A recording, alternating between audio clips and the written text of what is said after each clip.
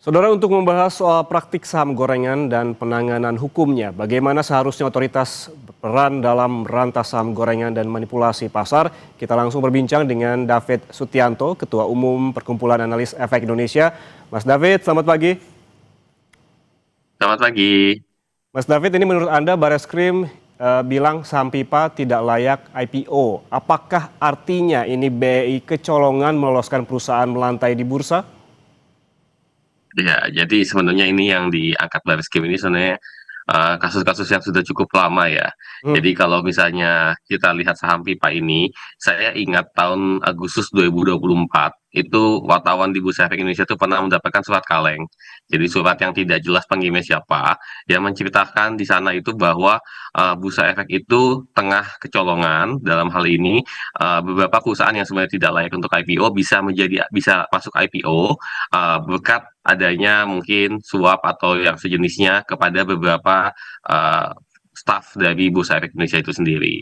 Dan waktu itu tidak lanjuti, konon yang bersangkutan sudah dinonaktifkan, sudah dipecat, dan ya tadi sudah pernah menjadi tersangka juga ya. Jadi di uh, kasus ini sebenarnya sudah kasus lama, kemudian diangkat lagi dan diperlebar, jadi sampai dari underwriter-nya dan lain sebagainya, kemudian dijadikan tersangka. Nah ini yang sebenarnya bukan sesuatu yang baru ya, jadi kalau Hmm. misalnya kita mendengar ini, Bursa juga sudah pernah melakukan evaluasi, dan ini merupakan kasus lama sebenarnya, bukan Oh, kasus yang baru sekarang ini.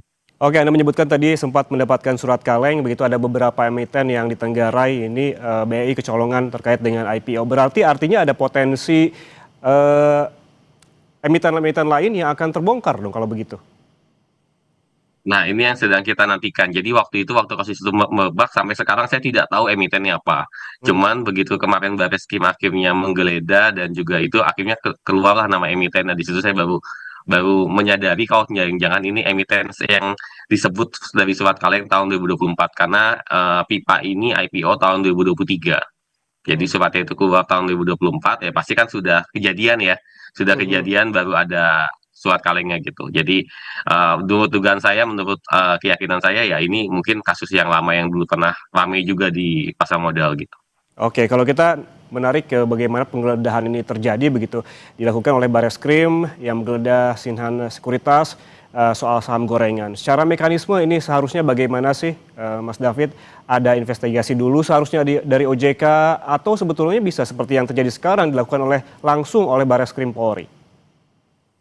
Ya, sebenarnya semua kasus yang Barreskrim tangani saat ini ya, mau mulai dari terkait penggeledahan Sihran Sekuritas, kemudian kasusnya dari Aset Manajemen Minapadi, kemudian juga kasus Aset Manajemen Narada.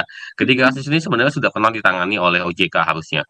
Jadi waktu itu dari Minapadi sendiri waktu itu sudah cukup banyak yang dilakukan. OJK akhirnya mencabut izin usaha Minapadi, masuk ke penyidikan pidana, dan kemudian ya kasusnya saya belum dengar lagi update seperti apa. Nah, Rada juga sama, kejadian tahun 2019 ada gagal bayar redemption, kemudian 2020 dicabut izin usahanya, kemudian 2021 sudah mulai ada gugatan hukum dan lain sebagainya dilakukan oleh OJK. Jadi ketiga yang kasus FIFA juga sama ya, yang kasus untuk IPO juga sudah pernah masuk ke ranahnya OJK, akhirnya diputuskan diberhentikan dan lain sebagainya. Jadi ketiga-tiganya sebenarnya bukan kasus baru yang tiba-tiba ditemukan oleh Hmm. Barreskrim, tapi ini kasus yang lama yang sudah pernah ditangani OJK. Tapi mungkin penanganannya mungkin dianggap belum tuntas karena belum sampai menyentuh ke akar-akarnya. Nah, ini yang mungkin sekarang sedang ditindaklanjuti oleh Barreskrim itu sendiri. Oke, bukan kasus baru, tapi baru ditangani beberapa waktu lalu. Kalau kita melihat bahwa apa yang terjadi di Bursa Efek Indonesia, termasuk yang kemarin ada laporan dari MSCI, ada trading halt, dan juga IHSG yang sempat terjun bebas begitu. Apakah artinya penggeledahan sekuritas ini dalam rangka untuk dalam tanda kutip ini merayu MSCI? Ini sebenarnya agak tidak cukup berkaitan cukup erat ya, karena yang saat ini banyak disoroti orang adalah bagaimana valuasi beberapa perusahaan di Bursa Efek Indonesia di tahun 2023, 24, dan 25 itu melonjak dengan sangat signifikan. Jadi ada beberapa saham yang memang kenaikannya cukup luar biasa, dan itu yang orang curigai sebagai saham-saham yang kemungkinan besar dimanipulasi untuk pergerakan harganya. Tapi yang tiga kasus ini bukan tiga kasus yang memang terkait dengan hal tersebut gitu. Ini kan Hmm. kasus-kasus lama. Meskipun memang saham Pipa ini menarik. Jadi sejak IPO tahun 2023 ke 2024 harga sahamnya turun signifikan, sempat turun ke Rp11. Nah, yang menarik adalah di tahun 2025 ini mulai naik nih dari Rp11, 13 sampai ke level tertingginya itu sempat mencapai harga di 600. Meskipun sekarang balik lagi ke 180-an. Jadi dalam hal ini saham Pipa ini dulu pernah listing, pernah naik sampai ke 300, terus turun hingga ke level angka Rp11. Dari Rp11 di tahun 2005 ini naik naik kembali. Nah, saya nggak tahu nih apakah nanti penyidikannya bisa sampai ke kenaikan di tahun 2025 yang ditenggarai itu sebagai mungkin dianggap sebagai manipulasi pasar ya, Hmm. diduga. Hmm. Nah, atau hanya sampai pada saat proses IPO-nya. Karena kalau proses IPO-nya memang ini sudah pernah ditangani dan sudah waktu itu sudah saya tidak tahu update sampai di mana, tapi sudah pernah ditangani juga oleh OJK gitu. Oke, berarti kita tunggu juga bagaimana hasil dari penyidikan dari Barreskrim Polri, apakah memang IPO-nya ataukah juga memang dalam rentang waktu hingga tahun 2025. Tapi Mas David, ini kalau kita bandingkan peran-peran di negara kita saja, misalkan kita kan ini sekuritas yang menggeledah adalah Barreskrim Polri. Tapi ada muncul pertanyaan, apa kemudian peran OJK dan BEI? Kita bandingkanlah dengan negara-negara lain, misalkan Australia, Singapura. Sebetulnya bagaimana sih tata cara ataupun penanganan kasus saham gorengan ini? Siapa saja yang berperan menangani? Apakah juga ada otoritas? Apakah kerjasama juga dengan polisi dan kejaksaan? Ya, jadi pada prosesnya tentunya kerjasama ya. Cuma dalam hal ini yang mengambil peran utama biasanya selalu otoritas terkait dengan pasar modal maupun otoritas keuangan di negara bersangkutan. Misalnya kayak di Amerika seperti US Securities Exchange Commission, di Australia juga sama, kemudian juga di Singapura juga sama. Jadi hampir semua itu peran utamanya pasti dari regulator di pasar modal itu sendiri. Jadi regulator pasar modal karena ini kan white collar crime. Jadi mereka yang nanti menentukan apakah ini memang ada motif, ada mens rea-nya kalau sekarang gitu kan kata-kata mens rea, ada Hmm. mens rea-nya atau Hmm. tidak untuk melakukan tindak kejahatan. Nah, nanti dari sana mereka kumpulkan bukti, mereka lakukan penyidikan, tentunya bekerja sama juga dengan aparat penegak hukum.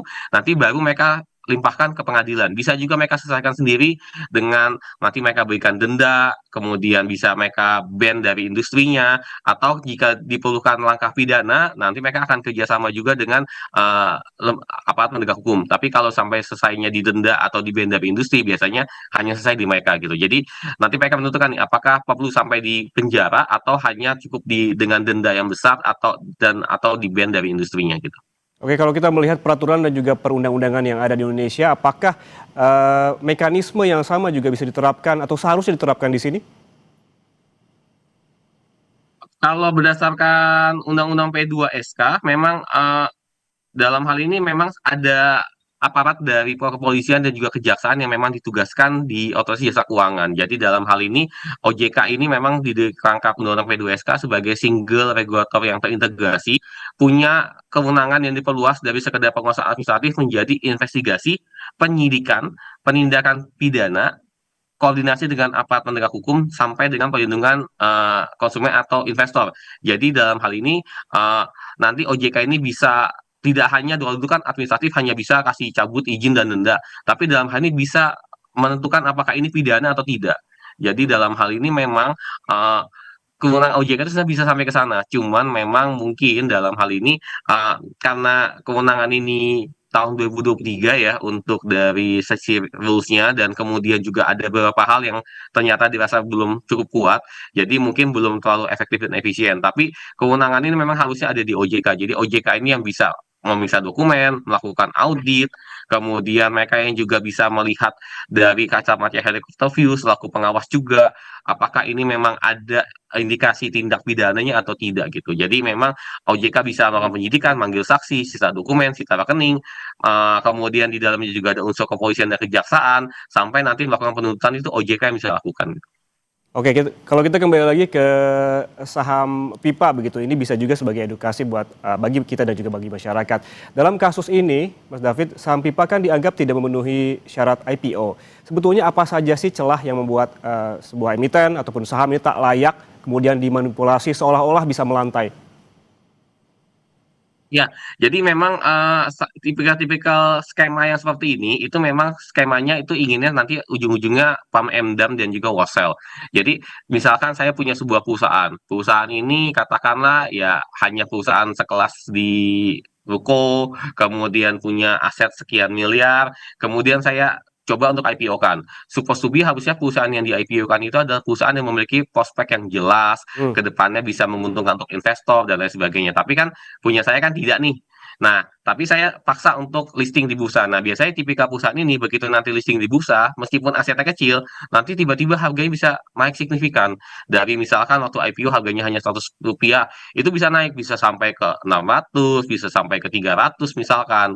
Jadi naiknya berkali-kali lipat, bisa 3 kali sampai 10 kali lipat.